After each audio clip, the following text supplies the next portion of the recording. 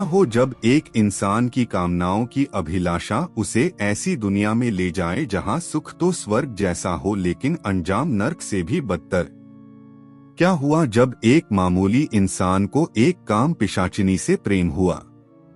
क्या वो उस मायावी सुंदरी के प्रेम रस को संभाल पाया या खुद ही भस्म हो गया उस मोहक जाल में? और फिर उस अघोरी का क्या हुआ? क्या वह यक्षिणी को काबू कर पाया या वह भी यक्षिणी के मोह जाल में फंस गया? तो आज का किस्सा शुरू करते हैं।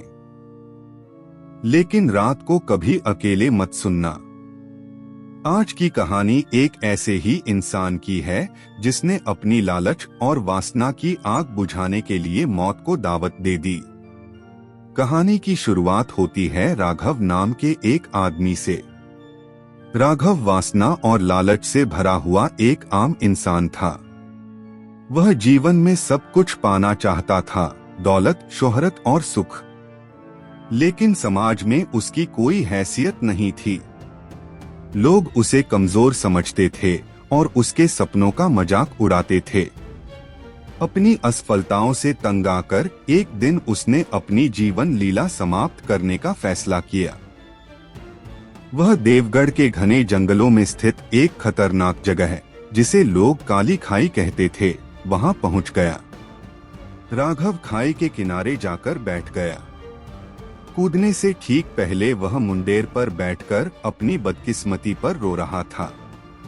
तभी जंगल के अंधेरे से एक अघोरी तांत्रिक वहां से गुजरा। उस अघोरी का नाम था काल भैरव दास। काल भैरव दास ने देखा कि एक युवक अपनी जान देने जा रहा है। वह उसके पास गया और बोला, बच्चा कुछ खाने को दे दे, मैं कई दिनों से भूखा हूँ। दरअसल अघोरी का मकसद राघव का ध्यान भटकाना था ताकि वह आत्महत्या का कदम न उठाए। राघव ने हताश होकर कहा, बाबा, मैं खुद कंगाल हूँ, मरने आया हूँ, मैं आपको क्या दे सकता हूँ? बाबा ने कहा, जो भी तेरे पास हो दे दे। राघव ने अपने झोले से एक बासी अमरूद निकाला जो कल रात से वहाँ पड़ा था और बाबा को दे दिया।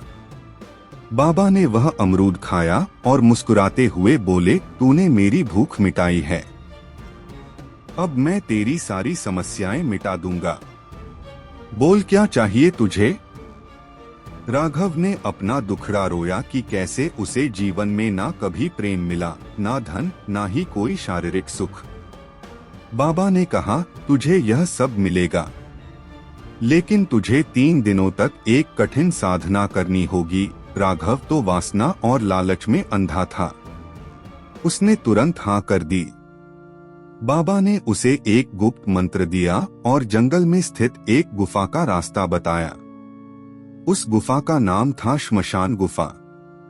बाबा ने उसे समझाया कि साधना के दौरान चाहे कुछ भी हो, डरना नहीं, मंत्र बंद नहीं करना, वरना विनाश निश्चित है। अगली रात राघव उस गुफा में पहुंचा और गुरु के बताए तरीके से साधना शुरू कर दी। पहला दिन सब कुछ सामान्य रहा। गुफा में अजीब सी ठंड थी, लेकिन कोई डरावनी घटना नहीं हुई। राघव को लगा कि शायद यह साधना आसान है और वह जल्द ही अपनी इच्छाओं को पूरा कर लेगा।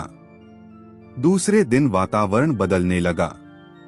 कभी उसे घुंघरू की आवाजें आती तो कभी ऐसा लगता जैसे गुफा के अंदर आग लग गई हो। कभी अचानक दीवारों से खून टपकता दिखता तो कभी उसे किसी औरत की धीमी हंसी सुनाई देती। लेकिन राघव के सिर पर हवस का भूत सवार था। उसने मंत्र जारी रखा और खुद को रोक कर रखा। तीसरे दिन की रात बेहद भयावह थी। अचानक तेज आंधी और बारिश होने लगी। गुफा के बाहर पेड़ ऐसे हिल रहे थे जैसे कोई तूफान पूरे जंगल को चीर रहा हो। राघव को महसूस हुआ जैसे कोई उसके कान के पास फुसफुसा रहा हो। कभी उसे लगता कि किसी ने उसकी पीठ पर नाखून गाड़ दिए हैं, तो अगले ही पल ऐसा लगता जैसे किसी बेहद कोमल स्त्री ने उसे अपनी बाहों में जकड़ लिया हो। कभी उसे अपनी गर्दन पर नुकीले दांतों की चुभन महसूस होती। उसकी सांसें तेज हो गईं, शरीर कांपने लगा। लेकिन फिर भी उसने मंत्र नहीं छोड़ा। उसके मन में सिर्फ एक ही चीज थी, सुख, धन और वो रहस्यमयी स्त्री जिसे पाने के लिए उसने यह सब शुरू किया था। और फिर वो पल आया जिसका उसे इंतजार था।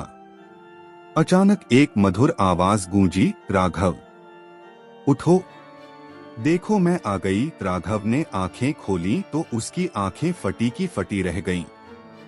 उसके सामने एक ऐसी स्त्री खड़ी थी जिसकी सुंदरता की कल्पना उसने सपने में भी नहीं की थी। गुलाब जैसी त्वचा, बड़ी सम्मोहक आंखें, कमर तक लहराते काले घने बाल और यौवन से भरपूर शरीर। उसकी चाल में नशा था, उसकी सांसों में जादू था और उसकी मुस्कान में मौत भी छिपी हुई थी। वह कोई साधारण स्त्री नहीं थी, वह एक यक्षिणी थी। उसका नाम मृगनयनी। उसने राघव की तरफ देखा और बेहद धीमे स्वर में पूछा, बोलो राघव, मुझे क्यों बुलाया? राघव का शरीर कांप रहा था, लेकिन उसकी आंखों में भूख थी।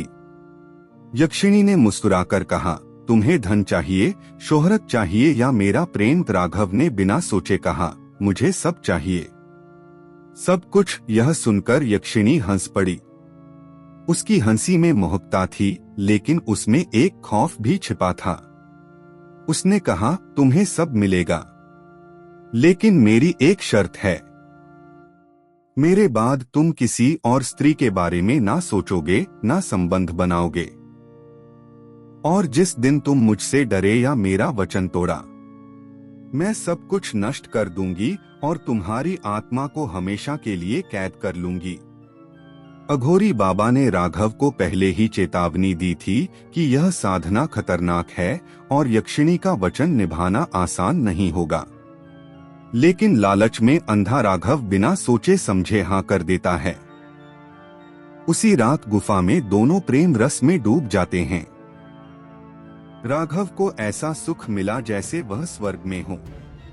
उसे लगा कि उसने जिंदगी का असली आनंद पा लिया है। उसके शरीर और मन पर ऐसा नशा चढ़ा कि वह खुद को भूल बैठा। यक्षिणी के स्पर्श में जादू था और उसकी आंखों में सम्मोहन। अगली सुबह राघव की किस्मत बदल चुकी थी। रातों रात वह गांव का सबसे अमीर आदमी बन गया। उसके पास आलीशान हवेली थी, सोने चांदी के ढेर थे, हर तरफ नौकर चाकर थे। गांव के लोग जो कल तक उसे बेकार समझते थे, अब उसके सामने सिर झुकाने लगे। और रात में प्रेम करने के लिए उसके पास एक अप्सरा जैसी यक्षिणी थी। वह हर रात आती और राघव को ऐसा सुख देती कि उसे दुनिया की कोई कमी महसूस नहीं होती।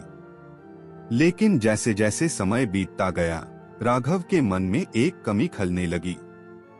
वह कमी थी वारिस। उसे चिंता सताने लगी कि मेरे मरने के बाद मेरी दौलत कौन संभालेगा। यक्षिणी उसे संतान नहीं दे सकती थी। कई बार राघव ने कोशिश की, कई बार उसने संकेत दिए, लेकिन यक्षिणी हर बार बात को टाल देती। धीरे धीरे राघव का दिमाग फिर से लालच में भरने लगा। उसे लगने लगा कि वह यक्षिणी को भी धोखा दे सकता है, क्योंकि अब उसके पास पैसा और ताकत दोनों थे। एक दिन राघव ने साहस करके यक्षिणी से कहा कि उसे वारिस चाहिए, इसलिए वह दूसरी शादी करना चाहता है।